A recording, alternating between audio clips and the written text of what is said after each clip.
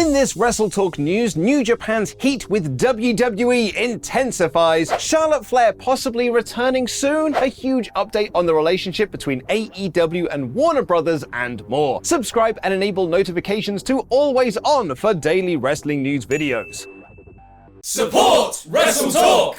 But first, what is the TV show that all wrestlers watch when they're on the road? Being on the road as a wrestler must be tough. Away from your family, sleeping in faceless hotel rooms, never quite having that feeling of what it feels like to be home. But at the same time, there's room service and being able to watch whatever you want on the telly. But what do wrestlers like to watch? Do they watch back the match they just had? Do they tune into the competition to see what they're putting out? Do they try and keep up with all of the MCU output so they're not out of the loop when the new movie comes out? I've not got time to watch Werewolf by Night, Kevin. I haven't caught up with Moon. What do you mean there's a new Guardians of the Galaxy thing coming out next month? Apparently, it's none of those. According to Blacksmith Apparel, who make wrestling-based football jerseys, it's diners, drive-ins, and dives. Not only that, but they claim this is stone cold fact, and Guy Fieri should really be in the Hall of Fame. It can't be any worse than Kid Rock. And this tweet has been backed up by Impact Wrestling speedball Mike Bailey, who retweeted and added this in all caps. To be honest, I could spend the next 8 minutes of this video just talking about Triple D, but we've got more than kitchen heat to talk about. There's wrestling heat to discuss. Carl Anderson has been a bit of a naughty boy, at least according to New Japan Pro Wrestling. Anderson was released from WWE back in April of 2020 and went on to join Impact as well as appear on AEW and New Japan. He did some NJPW strong shows in the US and then won the Never Openweight Championship from Tama Tonga at Dominion in June of this year. It was then announced on October 4th that Anderson would defend that belt against Hikuleo at Battle Autumn on November 5th.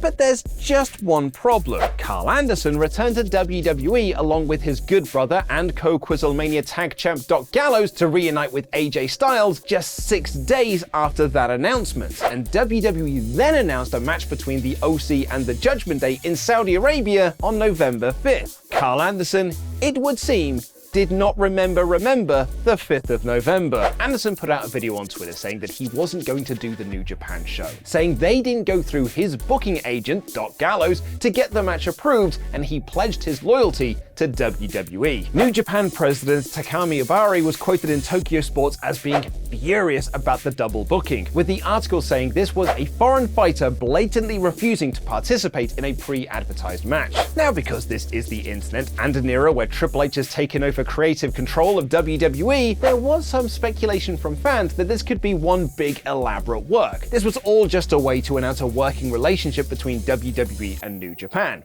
which would seem rather odd given that New Japan co-promoted Forbidden Door with All Elite Wrestling just a few months ago and announced a working relationship with them on television. But even without that little nugget of information, it would seem this is very real and New Japan are none too happy about it. New Japan have now released a statement on the future of the Never Openweight Championship and even addressed Anderson's comments made in that Twitter video. The statement announces that Anderson will have to vacate his title and return the belt immediately to the promotion if he does decide to, as they put it, renege on his scheduled championship match on November 5th. According to the statement, despite what Anderson said in his video, the booking was made through the appropriate channels and with Anderson's expressed approval. They add the Saudi Arabia match is in direct conflict with Anderson's prior commitment, and that NJPW has for the past several days attempted to negotiate with Anderson but has not been met with a response. Carl Anderson is ghosting New Japan Pro Wrestling. To play devil's avocado in all of this, perhaps this is all one big massive work. It's logistically impossible for Anderson to do both shows on the same day, but there is every chance he films a video announcement or something like that to tease a future appearance for the company. It's perhaps the first big test of Trips' era on when it comes to working nicely with other promotions, but it already feels like he's putting up some walls. He could have had Billy Gunn appear on the DX reunion a few weeks ago, according to Road Dogg, and Dave Meltzer noted that the only reason it didn't happen was because Tony Khan requested that they mention Gunn was working for All Elite Wrestling on the broadcast, and WWE didn't want to do that. The fact that Triple H wouldn't let this rather simple request go through, I mean, it wouldn't harm WWE in any way to mention AEW, it certainly didn't when Sami Zayn dropped them a few years ago, says to me that this Carl Anderson situation isn't a work. There's also been rumors of a working partnership between WWE and GCW, but many are speculating that this is just GCW ribbing the dirt sheets ahead of them announcing their streaming plans on November 1st. So what do you think is going on with Carl Anderson, WWE, and New Japan? Let me know in the comments down below. We've not seen Charlotte Flair on WWE TV since she lost her SmackDown Women's Championship to Ronda Rousey at WrestleMania Backlash back in May. I know I'd forgotten about all of that too, but according to the rumor section of Cage Side Seats, she may be making her return to TV soon. Without crediting anyone reporting it, they write, Charlotte Flair's WWE return is expected much sooner rather than later. There's really no other details on this, and I can't find anyone else talking about it, so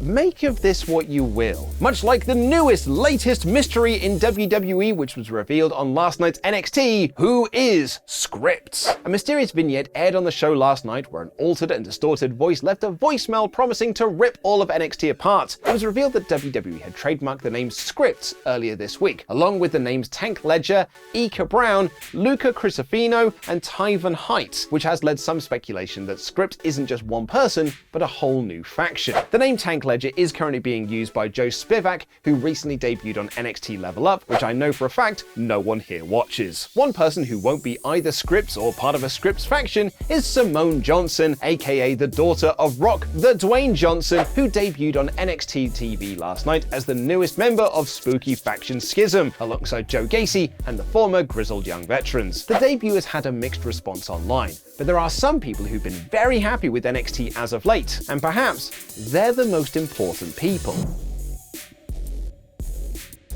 NXT has had a rough time since its move to television. What was once a niche product for the WWE Network, designed to lure away attention that the likes of Ring of Honor and New Japan were getting by signing all of their best talent and making NXT a best of the super indies type product, the brand was moved off the WWE Network and onto the USA Network to compete against All Elite Wrestling when that launched on TNT back in October of 2019. On paper, it was a solid idea. You're essentially competing for the same audience, and you've got some of the best talent in the world and years of fan support behind you. Apparently, it wasn't really about beating AEW, just taking away their viewership. But they accomplished neither. They never came close to beating AEW, and they didn't take viewership away either. Instead, they just lost their own. It led to them moving to Tuesday nights, and Vince McMahon and Bruce Pritchard gutted the promotion and changed everything about it to the much maligned NXT 2.0, which was supposed to bring in a much younger audience. But that didn't work either, as the show's average viewership at one point was over 60. But things have changed for the brand once again after Vince McMahon stepped down and Triple H took over, rebranding the rebranded NXT 2.0 back to its black and gold days and incorporating more main roster talent. And